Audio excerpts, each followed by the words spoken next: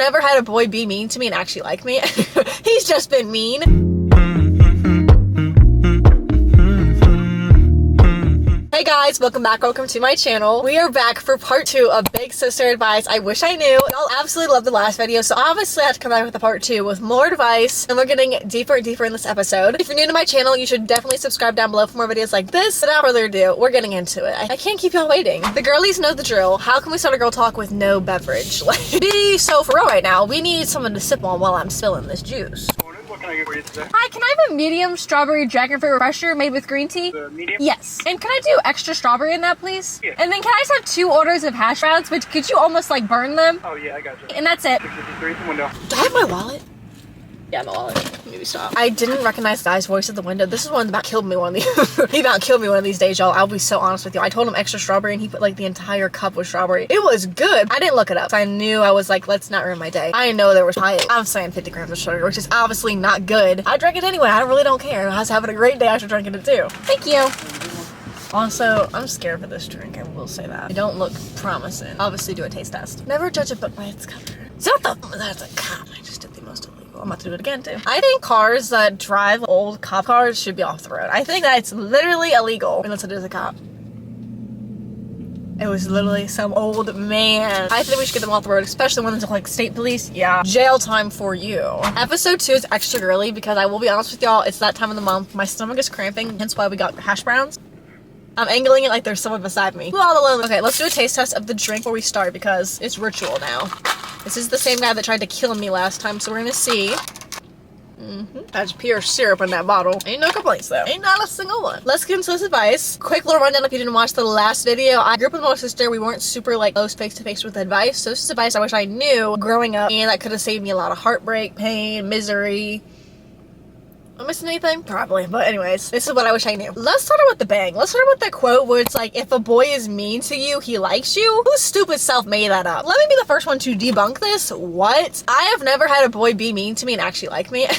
He's just been mean. I guess it's like an older generation type quote because I'm stuttering at how mad it makes me. It makes no sense. If someone genuinely cared for you, why would you bully them? I get like in a joking way, but like pulling the hair, the teasing.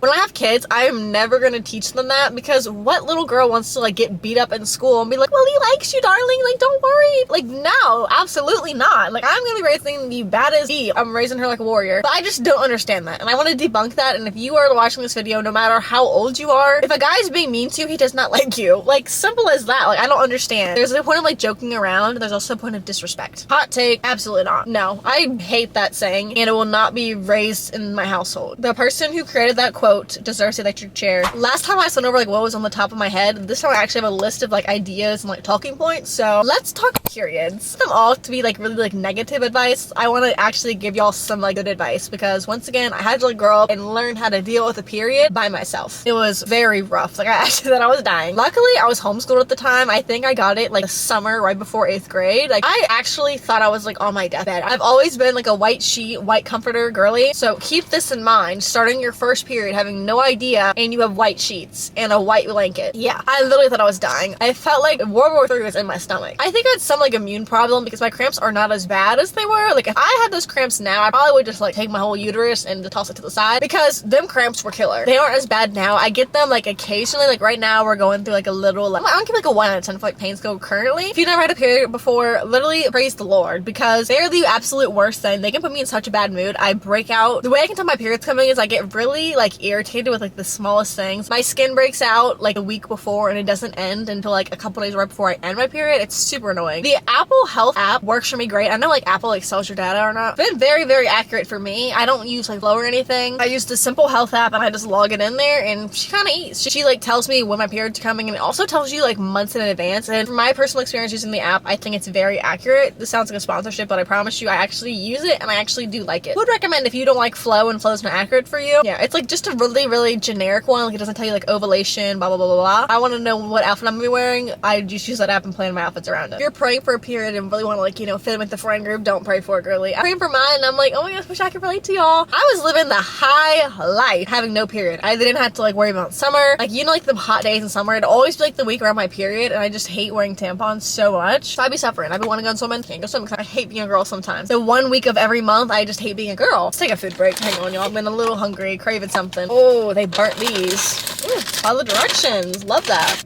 I also try to like tough it out with periods. I don't think I've ever tried Midol. I don't want to be like that girly. If it does get bad, I usually take an ibuprofen or a Tylenol. Some of them days you just feel like laying in bed, curled up and doing absolutely nothing, and I hate doing nothing, but like sometimes the period cramps are so bad. I know my girlies know what feeling I'm talking about. Next talking point is learning everybody does not have your best interest. When I tell you this has took me so long to understand that not everybody is good for me and not everybody is gonna be your friend and want to support you 100%. It's so true, and I hate to break it to you, not all of your friends are gonna be like on your team 24/7. I had people be like my friend, but they aren't like ever supporting like your personal goals, which is like the absolute worst feeling ever. Like not having someone to like share your excitement with, like your achievements with. They'll see you achieving and like they just like are so silent about it. It's heartbreaking. It literally does hurt my heart. But like when my friends are like so sweet to me, and like if I like get something and that I've been working for something hard, and they're like, oh my goodness, like congrats, you're doing so good. I'm like, thank you guys, stop, you're making me cry. It just like hurts when someone like so close to you just is not supportive of something that you are so proud of. If you have a friend in your life that like literally never supports you, and you had a good grade on your test, you made like the soccer team, and they are not supporting you, drop them. I tell you, I've dropped some people just because they don't support me and like my personal goals, which obviously the friendship does not revolve around you. It's also mutual to like to support their goals back. But if they don't support you and you're supporting them like full force, like, oh my god, good job, like congrats, and they're not doing it back for you, cut them off. I've cut people off just because they don't support me after I've supported them like through and through. Best decision of my life ever. I don't think I've ever like regretted cutting someone off from them not supporting me. Call me a bad friend, but I just think if someone's going to be in your life and you want them to be in your life for a good time and they're not going to support you and your personal goals and achievements, absolutely not. Next one is learning to apologize. When I tell y'all, this was really hard to write down on this list. I hate being wrong. Like when I tell you as a Leo, as just Mackenzie herself, I absolutely cannot admit I'm wrong. It's like one of my worst traits ever. So when I have to go back and apologize for something that I know I did wrong, it kind of kills the soul a little bit. But as learned and grown, you need to learn how to apologize to be a good person in life. I'm also a people pleaser, so it kind of goes like neck and neck with like them two fighting against each other. If you cannot figure out how to learn to apologize, you are not a good person whatsoever. Hot take.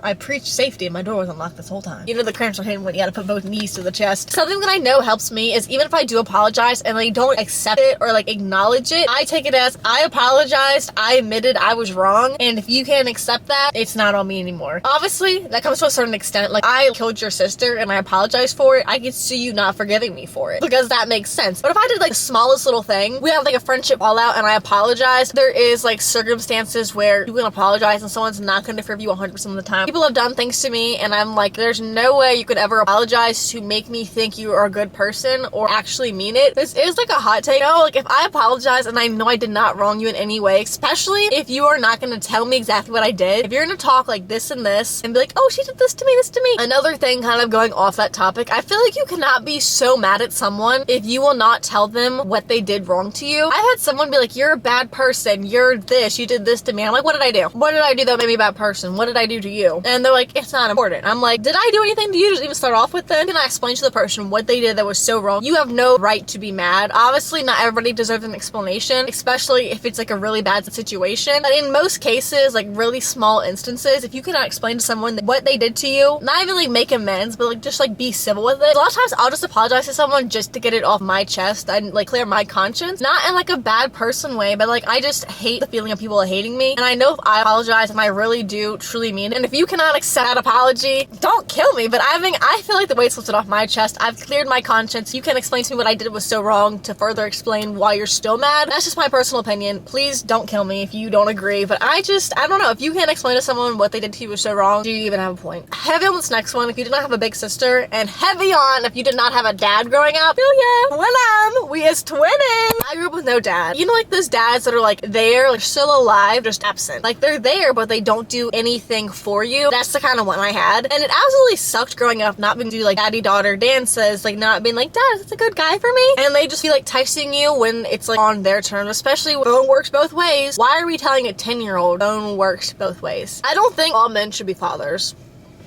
have you on mine. I don't think some men are mature enough to be a father. Speaking from experience, I don't think everyone is meant to be a father. Some people don't have like that loving, caring bone in their body to even be a father. And if they still call themselves dad of the year, that's literally embarrassing, and I will call the police. When I tell y'all I feel y'all with like no dad and like having like the worst history with the father, heavy on it. I also think it's okay to cut off family members when they do you wrong. Having that father figure, I think having a dad would have been beneficial in my life. I feel like I would have not went through as much as I did, and I definitely could have gotten advice from some things. Also, car stuff. Growing up with no dad, I don't know how to change a tire at 20 years old because I had no father to teach me. I don't know like basic life things he could have taught me, and I'm not trying to be like, oh, pity party kids, she don't have a dad. But I'm just saying, biological dads are out, new dads are in. I love my new dad. He is the sweetest person in the entire world. He likes and favorites my TikToks. He got me chocolate covered strawberries for Valentine's Day. Like, new dad is like A+, y'all. I think it's like the dad that like steps up into your life is so much better than the biological dad. Speaking from experience, maybe not for you. Maybe you have an amazing dad and I'm just being an absolute hater. But I think it's beneficial for having a dad in your life, but for me it wasn't needed. Probably I about ended it like 6 times, so I probably did need one of them. So if you have a dad, please hug him tonight. I'm begging. With going along with the learning to apologize is learning to forgive others. And I'm not saying if a person absolutely wronged you, you have to go back and being best friends with them. I also hate the cliche of forgive and forget, because I'm like, this person literally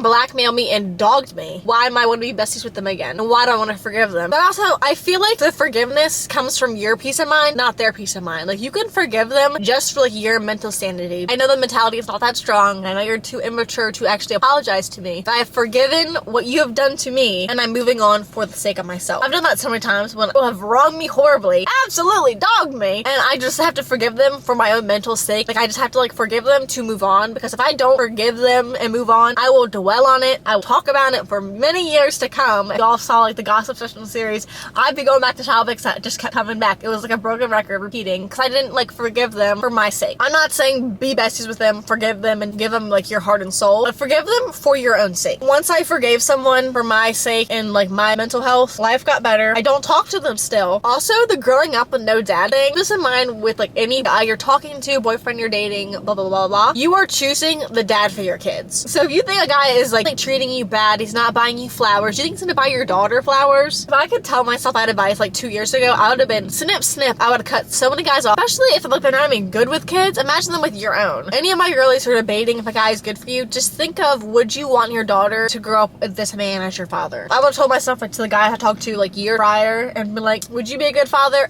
Absolutely not. I'm so content with my boyfriend and he would be the best father. Like, he adores my niece and she's 4, like they get along perfectly. I just know he's gonna be a great father. Keep this in mind with any guy you're dating, any guy you're talking to, especially if it's getting serious. Could you see this man being a father to your future children? Ask yourself that question, please. The last subject we're talking on for this video is self-love. When I tell you the amount of people when I would go through like a little heartbreak, you need to love yourself, I wanted to literally block them. I actually almost did block someone. Zip your mouth and do not talk to me anymore. I was like, what is wrong with you? I'm going through a breakup and you're telling me to love myself? Self-love does not come from being told. I feel like self-love, you have to teach yourself, and you actually have to want to love yourself for it to even be beneficial. The amount of times people who like told me, oh, love yourself, I'm like, go die in a hole over there, please. When I told myself, we need to work on our self-love, we need to be happy within ourselves to be happy with someone else, that's when it clicked in my head. I feel like you have to force yourself to love yourself. You can't listen to other people be like, love yourself. Because whenever someone would tell me that, I would absolutely just like tune them out. It'd go in one ear, out the other. Loving yourself obviously is #1 priority before finding anyone.